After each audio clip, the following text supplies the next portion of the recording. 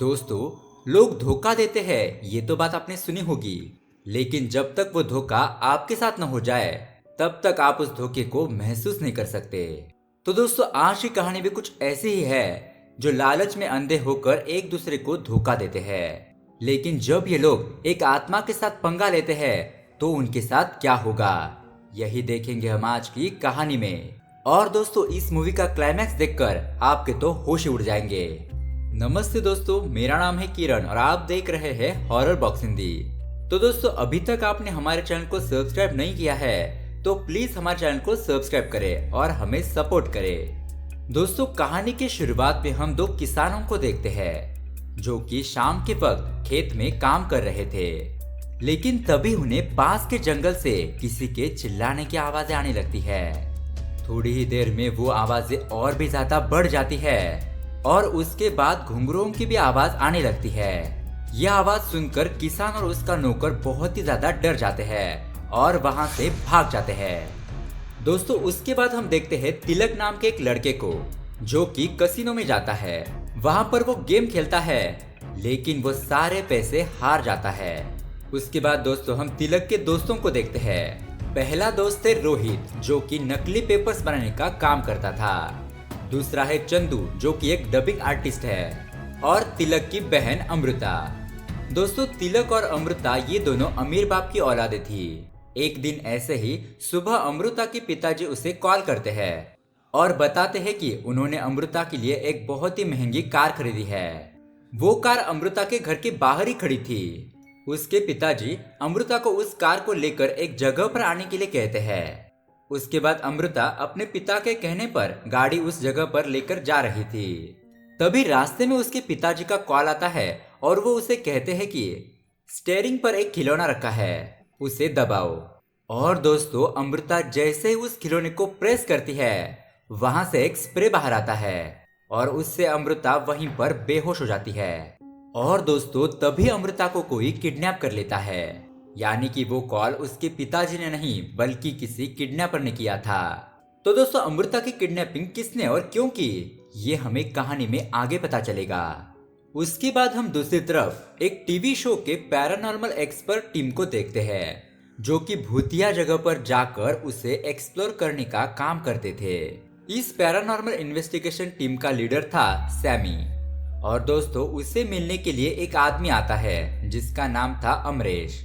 अमरेश अपनी पुरानी हवेली जो कि अब खंडर बन चुकी है उसका मालिक था और उस पैलेस का नाम था राज पैलेस। कहा जाता है कि ये एक भूतिया पैलेस है। अमरेश सैमी से कहता है कि उसे लगता है उसके हवेली में भूत प्रेत है और उसकी ऐसी इच्छा है कि सैमी और उसकी टीम उसके पैलेस पर आकर उसे एक्सप्लोर करे और वहां पर कोई भूत है या नहीं उसे चेक करे। अब सैमी भी इस चीज के लिए मान जाता है और उस भूतिया हवेली जाने के लिए अपनी टीम को रेडी करता है। दोस्तों, यहाँ से सीन शिफ्ट होता है और हम अमृता को देखते हैं। अमृता को दो लड़के और एक लड़की ने किसी पुरानी जगह पर किडनैप करके रखा था। और दोस्तों, ये किडनैपर और कोई नहीं बल्कि अमृता के भाई तिलक के ही दोस्त थे, रोहित, अनु और डबिंग आर्टिस्ट चंदू। दोस्तों, चंदू ने ही अमृता के पिता की आवाज निकालकर उसे अपने जाल में फंसाया था। अब ये तीनों लोग अमृता के पिताजी से 10 करोड़ रुपए की फिरौती मांगते हैं। और दोस्तों, जैसे कि मैंने आपको बताया था, ये रोहित है, वो नकली पेपर्स बनाने का काम करता था और हैकिंग के काम में भी बहुत ही ज्यादा एक्सपर्ट था। इसी हैकिंग स्किल का वो फायदा उठाता है और अमृता के पिताजी को कॉल करके 10 करोड़ रुपए मांगता है। वो अपने कॉल को बाउंस करता है ताकि अमृता के पिताजी उसके कॉल को ट्रेस करके उनकी लोकेशन को ना पता कर पाए। उसके बाद दोस्तों, हम अमृता के पिताजी को देखते हैं जो कि सारे पैसे देने के लिए तैयार थे, लेकिन साथ ही साथ वो अपने फ्रेंड कमिश्नर को ये सारी बातें बताते हैं और अपने घर पर बुलाते हैं। लेकिन दोस्तों, पुलिस की ये खबर उन तीन लोगों को पता चल जाती है और वो अमृता के पिताजी को ऐसा कुछ भी करने से मना कर देते हैं, नहीं तो अमृता उन्हें कभी भी नहीं मिलेगी। अब दोस्तों, अपनी बेटी की डर की वजह से वो चुपचाप मान जाते हैं और पुलिस को अपने साथ आने से मना कर देते हैं। चंदू फोन करके उन्हें बताता है कि 10 करोड़ रुपए लेकर आप अपने बेटे को भेज दीजिए, उसे कहां पर आना है ये हम बता देंगे। और किसी को भी उसके साथ आने की कोई जरूरत नहीं है। दोस्तों उसके बाद तिलक अपनी बहन को बचाने के लिए सारे पैसे लेकर अपनी कार से निकल जाता है। अब तिलक उस जगह पर पहुंच जाता है जहां पर किडनैपर ने उसे आने के लिए कहा था, यानी कि दोस्तों उसके दोस्तों ने ही उसे बुलाया था। और दोस्तों यहाँ पर हमें पता चलता है कि ये सब तिलक और उसके दोस्तों का ही प्लान था।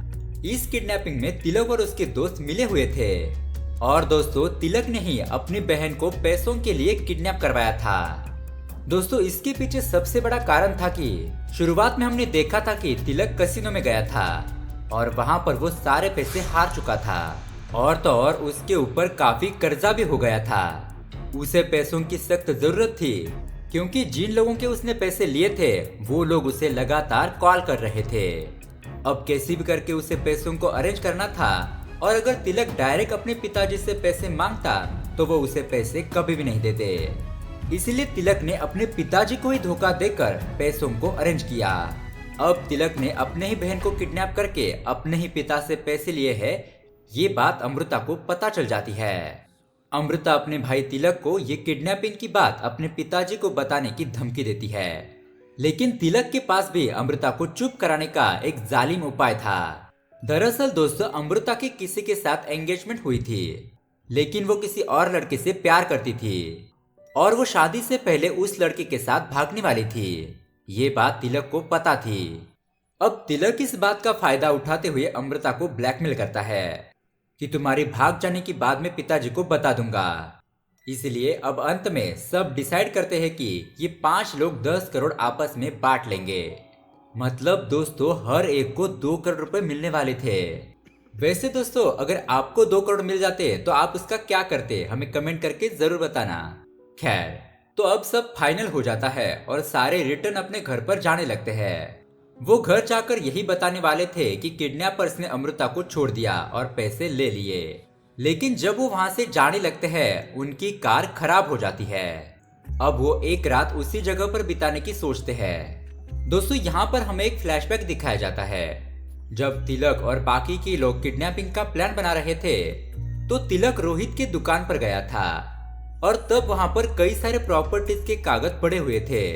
कुछ असली थे तो कुछ नकली थे और तभी तिलक से एक गलती हो जाती है। उसकी वजह से कुछ पेपर्स पर इंक गिर जाती है। और दोस्तों ये बात मैं आपको इसलिए बता रहा हूँ क्योंकि इन पेपर्स का काफी अहम रोल हमें आगे देखने को मिलेगा, तो आप इन पेपर्स को याद रखना। खैर हम दूसरी तरफ न्यूज रिपोर्टर की टीम को देखते हैं जो कि सैमी के साथ थी और वो लोग राज पैलेस के आसपास की जगह पर पहुंच जाते हैं। उस इलाके के आसपास वो राज पैलेस के बारे में पूछ रहे थे, लेकिन सभी उस जगह का नाम सुनकर बहुत ज्यादा डर जाते थे और वहां से भाग जाते थे। कोई भी उस पैलेस के बारे में बताने के लिए तैयार ही नहीं था। लेकिन एक आदमी उन्हें बोलता है कि यहाँ पास ही एक पंडित रहते थे जिन्होंने एक किताब लिखी थी इस राज पैलेस के ऊपर, और वो किताब लिखने के बाद वो मर गए, लेकिन वो किताब उनके घर पर ही पड़ी हुई है। अब उसके घर पर जाकर सैमी उस किताब को लेकर आता है और जब वो उस किताब को लेकर अपने घर पर जाता है तो सैमी के यहाँ पर पैरानॉर्मल घटनाएं होना शुरू हो जाती है। अगले दिन सैमी अपनी टीम के साथ अमरेश और पंडित को लेकर सभी लोग राज पैलेस पहुंच जाते हैं। दोस्तों सैमी के टीम में हितेंद्र नाम का एक आदमी था जिसके पास इलेक्ट्रॉनिक डिवाइस था जो कि आत्माओं को ट्रैक करने में मदद करता था। हितेंद्र उस पंडित से कहता है कि ये भूत वगैरह कुछ नहीं होता और ये सब ढोंग करना तुम बंद करो। दोस्तों उसके बाद ये सारे लोग पैलेस के अंदर चले जाते हैं और वहां एक जगह पर हितेंद्र को काफी स्ट्रॉन्ग सिग्नल मिलने लगते हैं और वो उसकी तरफ आगे बढ़ने लगते हैं। तभी एक आत्मा जिसकी आंखें लाल थी वो इन लोगों पर हमला कर देती है और वो इलेक्ट्रॉनिक डिवाइस जोर से फट जाता है। इस हादसे में उनका एक टीम मेंबर जख्मी होता है और सभी लोग अमरेश और पंडित के साथ भागकर पैलेस के बाहर आ जाते हैं। दोस्तों यहाँ पर हमें एक ट्विस्ट देखने को मिलता है। असल में तिलक, रोहित एंड बाकी के लोग जिस जगह पर छुपे हुए थे वो असल में उसी राज पैलेस की पिछली वाली साइड थी।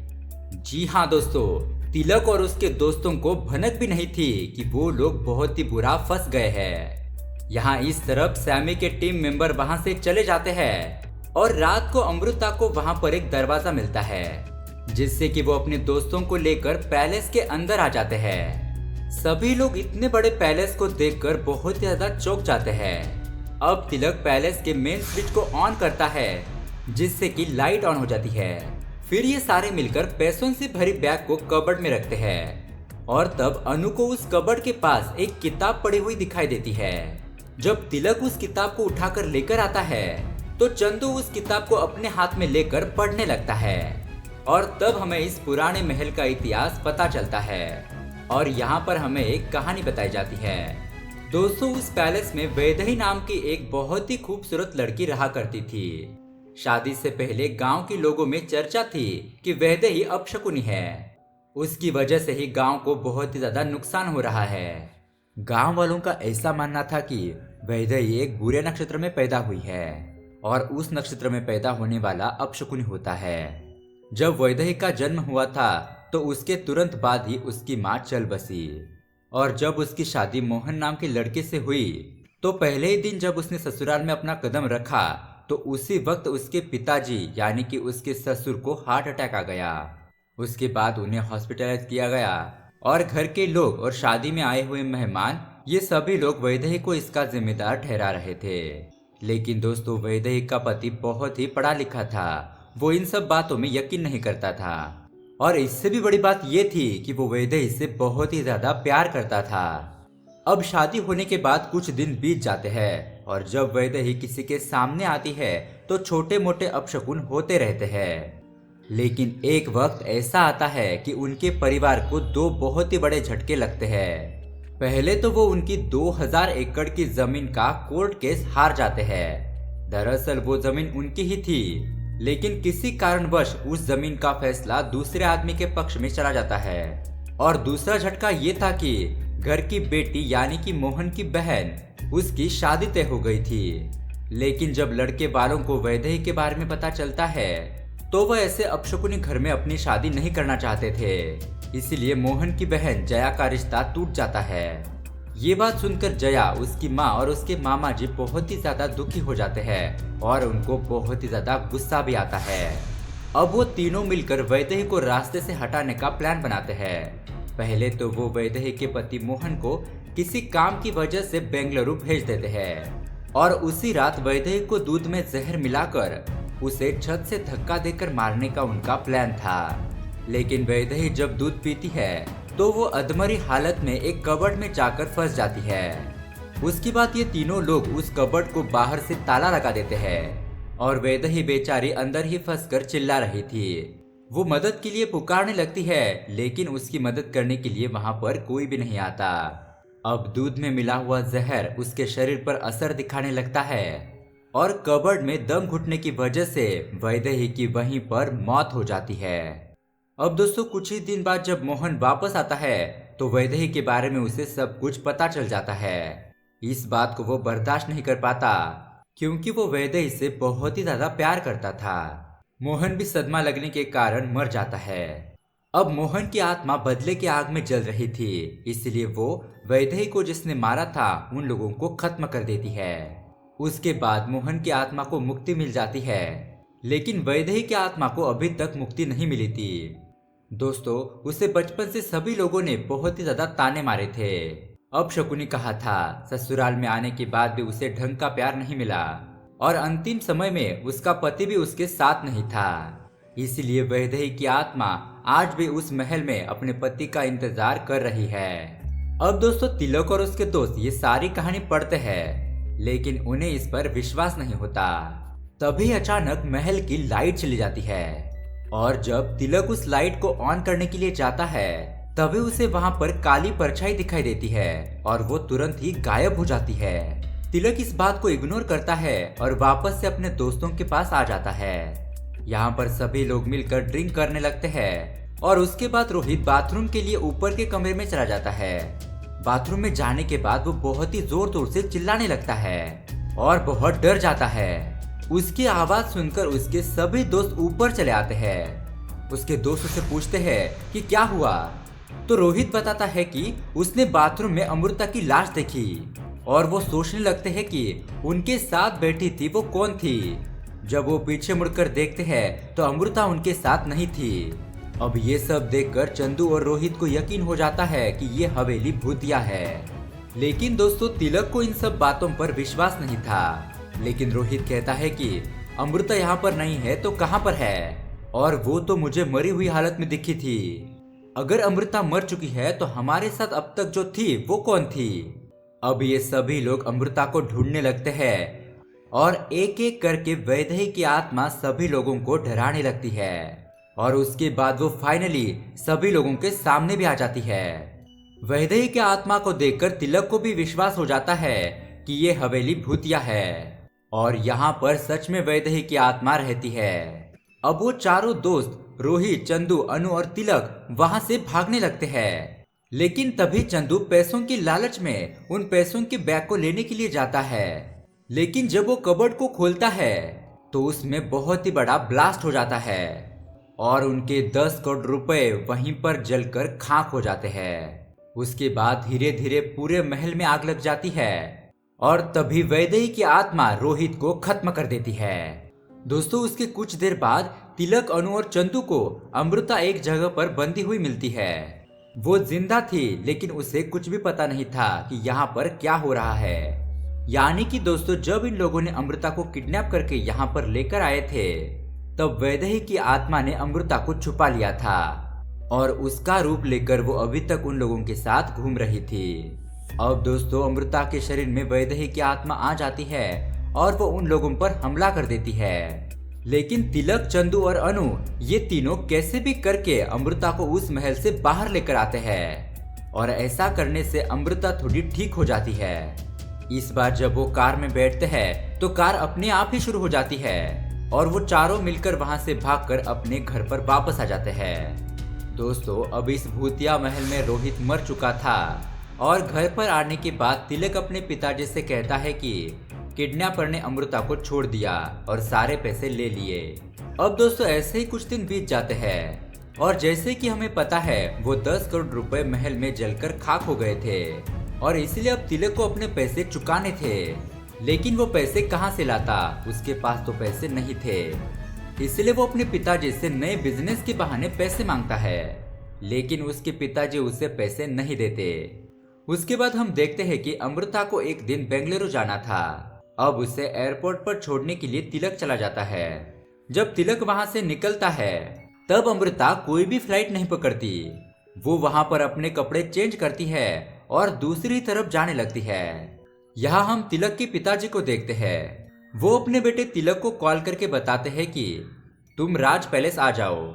जैसे वो सब राज पैलेस पहुंच जाते हैं तो उसके पिताजी तिलक को बताते हैं कि उन्होंने ये पैलेस 25 करोड़ रुपए में खरीद लिया है और वो उस महल के रेनोवेशन का काम शुरू करने वाले थे।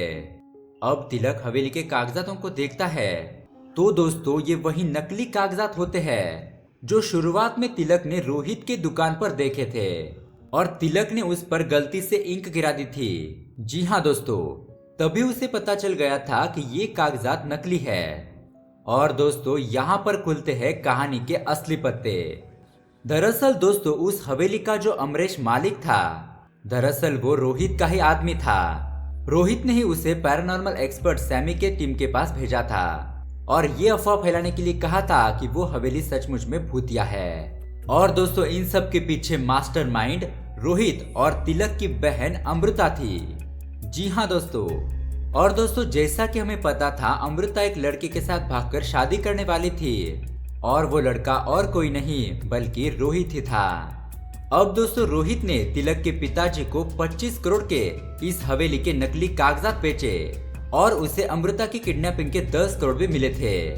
दरअसल दोस्तों उस हवेली में जो 10 करोड़ जले हुए थे वो नकली पैसे थे और असली 10 करोड़ का बैग रोहित ने कहीं पर छुपा लिया था। इसका मतलब रोहित ने तिलक के पिताजी को टोटल 45 करोड़ का चूना लगाया। और तो और दोस्तों उस हवेली में हमने जो वैदेही का भूत देखा था वो भूत और कोई नहीं बल्कि अमृता ही बनी थी। अमृता ने ही वैदेही का रूप लेकर सबको डराया था। रोहित ने यह सब कुछ होलोग्राम की मदद से सेटअप किया हुआ था और उसके कुछ आदमी उस हवेली में रहकर उसकी मदद कर रहे थे। और दोस्तों रोहित उस हवेली में मारा गया था वो तो बस उसका नाटक था ताकि उस पर कोई शक ना कर सके। अब दोस्तों तिलक ने उस नकली कागजातों को पहले ही देख लिया था, इसलिए अब वो समझ जाता है कि ये नकली पेपर्स है और उसे रोहित का सारा प्लान समझ में आ जाता है और वो सारी घटनाओं को याद करके हंसने लगता है कि कैसे अपने ही दोस्त ने उसे धोखा दिया और वो कैसे बेवकूफ बना। मतलब दोस्तों उस हवेली में कोई भूत था ही नहीं, लेकिन क्या ये सच है? और दोस्तों यहाँ पर आता है एक और बहुत बड़ा ट्विस्ट।